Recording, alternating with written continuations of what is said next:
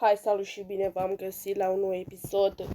N-am mai postat de foarte mult timp, așa că hai că uitați că am revenit pe FIFA. Ultima oară când am făcut primul video cu FIFA am avut overall 81, acum am 97, cam da. S-a schimbat echipa de atunci, nu mai e aceea. Da, hai să începem. Să vedem ce avem aici. La challenge mode. Hai să facem challenge-ul. Ok, hai. Ok, fraților. Știu că n-am mai postat de foarte mult timp efectiv, dar am fost foarte ocupat. Dar am revenit acum. O să încep din nou să postez. Am avut un pic de treabă foarte multă. Știți, multe treburi și n-am avut timp să postez, n-am avut program. Acum am program să postez. Ok. Aoleu, ăsta ce urăsc eu cel mai mult. Ăsta îl urăsc eu foarte mult. Trebuie să fac întoarcere și chestii. Ok. În sfârșit am terminat. Ok. Gemurile chiar merită să le colectez pentru că pot să cumpăr un pachet și să văd ce jucător îmi pică. Donnarumma și cei care i-ați văzut de 99 și 97 sau 98 mi-a picat când era vremea cu euro. Mamă, ce am ratat.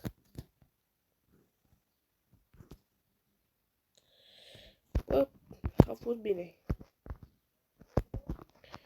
Dacă o nimeream pe aia cu efect, era bine. Acum urmează meciul. După aia o să dăm și un meci de UEFA. Acum nu mai este UEFA, este acum ok cu Real Madrid. Mamă.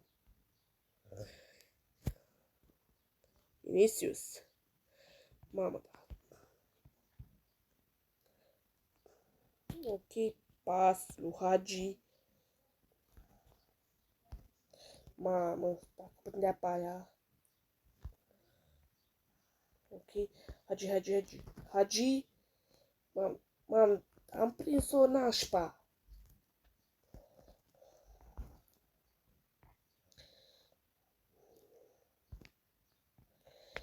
Mamă, mă scuzați dacă vedeți că se blochează, dar am lag.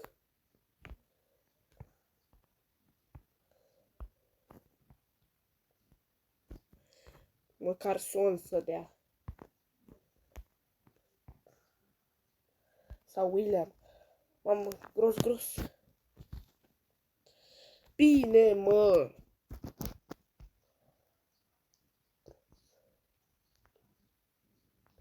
Bine, Cross. Ok.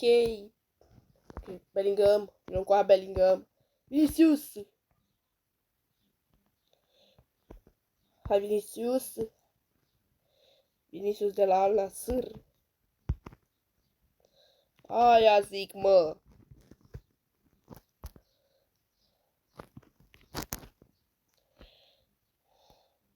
Aia zic. Mamă.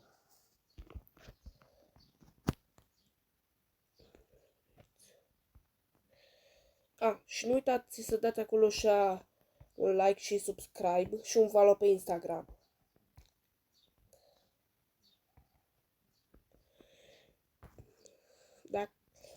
Dacă vreți să mai continui, dați acolo așa. Mamă, dacă o prindea pe aia son. Am lag, nu știu de ce.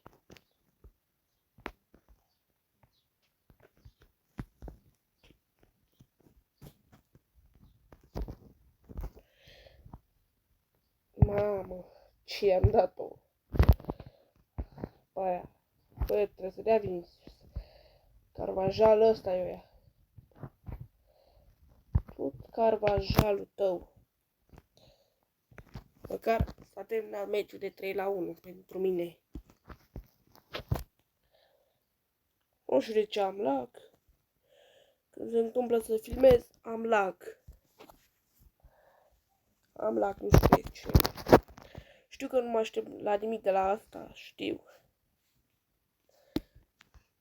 Un portar, eu tot nu înțeleg portarii ăștia de overall mai mic are înălțime mai mare decât cei de 99 sau overall mai mare. Ok. Uitați așa că revin. Ok, am revenit. Ia să intru puțin la story. Store, de fapt. Ce am aici? Ok, s-a schimbat, se pare că.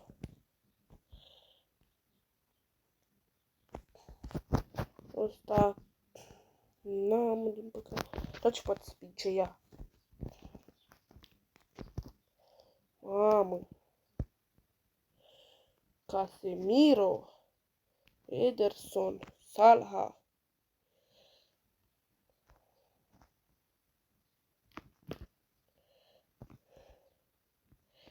Bă, n-am suficient din aia să pice. Da, hai. Hai să dau și un meci. De UEFA Euro. Încă nu s-a dus ăsta. Ok. Intrăm la... Ok, hai să cătăm echipa. Hai, România. Ok, hai.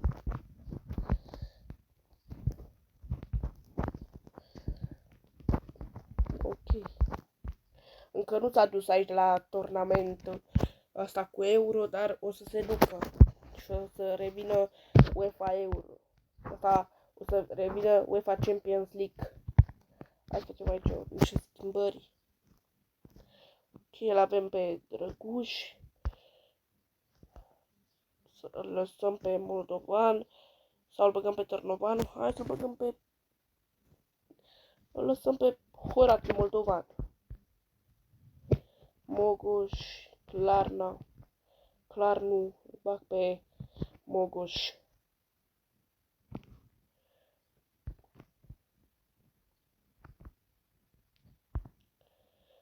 Cicăldău, să băgăm pe... La Cicăldău, să băgăm pe Șut. Hai să băgăm pe Șut.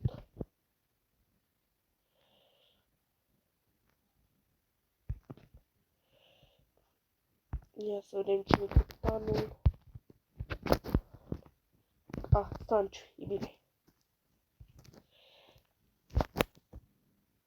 Hai, meci cu Ucraina.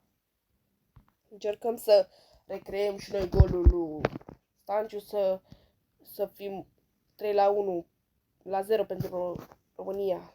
Că meciul s-a terminat de 3-0 pentru România. Nu știu, am ceva care mă încurcă în clipuri și nu prea îmi place, sincer.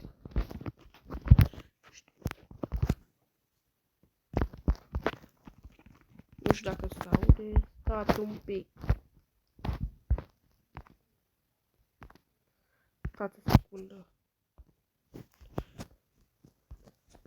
Oare se aude acum?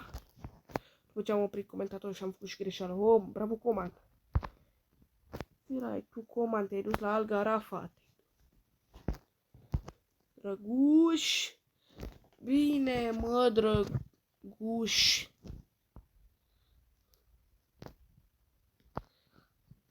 Bravo, mă, Drăguș! Bun, 1-0 pentru România. Încercăm acum să-l dea Stanciu.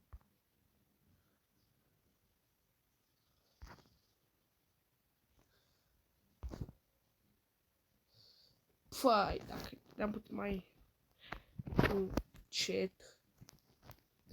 se ducea. Mă, da, ce-i mă lagul ăsta? Bă, unde-i Stanciu?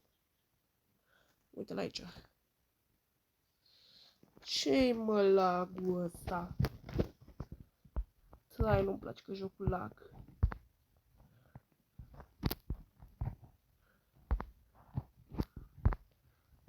Mai intră odată Drăgușin.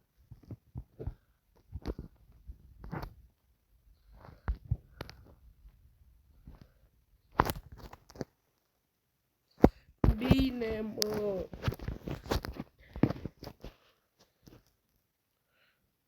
Ia că acum se vede mai bine.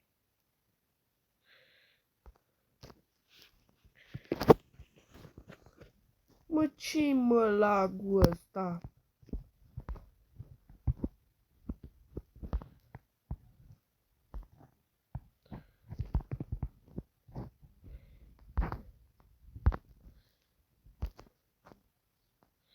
Bine, frate. 3-0 pentru România. Așa la scorul. Scorul așa las. Nu mai îl schimb. Dacă totuși e 3-0, hai să îi mai dăm goluri ucrainienilor. Bine, Coman. A dat și Coman.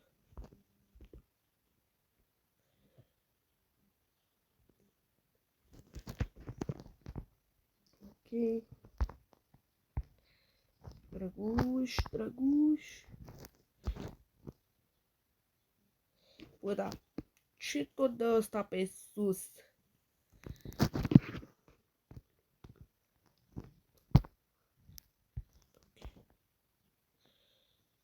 Fai, lag, măsii. Ce atâta lag, nu știu.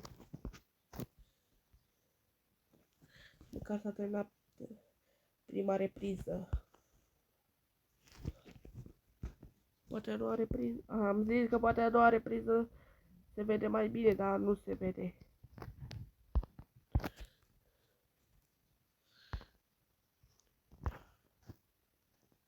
Și vreau să-mi spuneți care jucător a fost cel mai bun din Euro.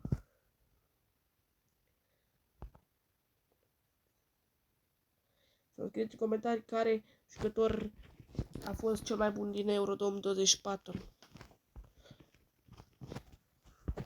Oricum începe în 2000. Acum, în septembrie, începe 2025, adică Euro 2025, bineînțeles. Nu, îl păstrez pe Pușcaș. Nu, pe Drăguș. Nu se schimbă Pușcaș. Frate, șuman. Ăla. Autogol, wow! Cea mai tare fază prinsă pe cameră. Cea mai tare fază prinsă pe cameră.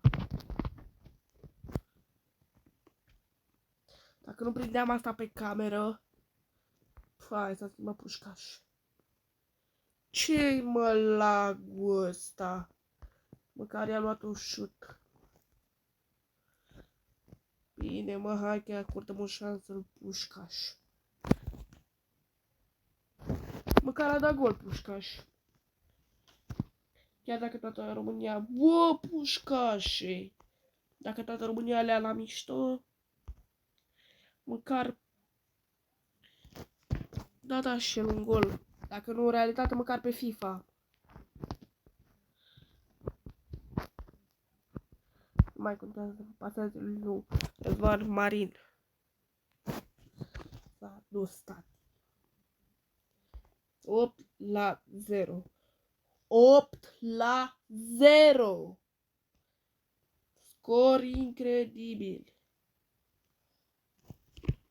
Tot meciul am dat mai gol. Ucrainienii n-au dat.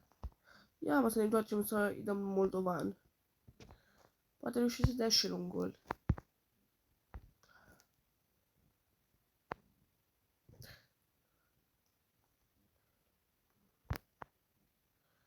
Poate are și deci Moldovan un gol.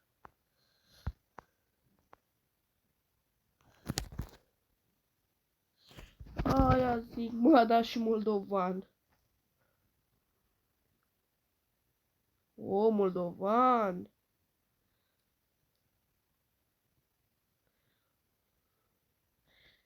Bravo, mă, Moldovane.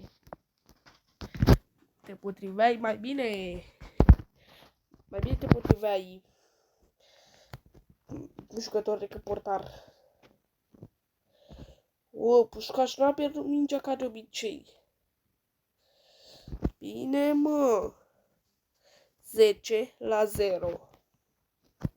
Ok, Pușcașe, nu prea ne impresionezi cu backflip-ul tău.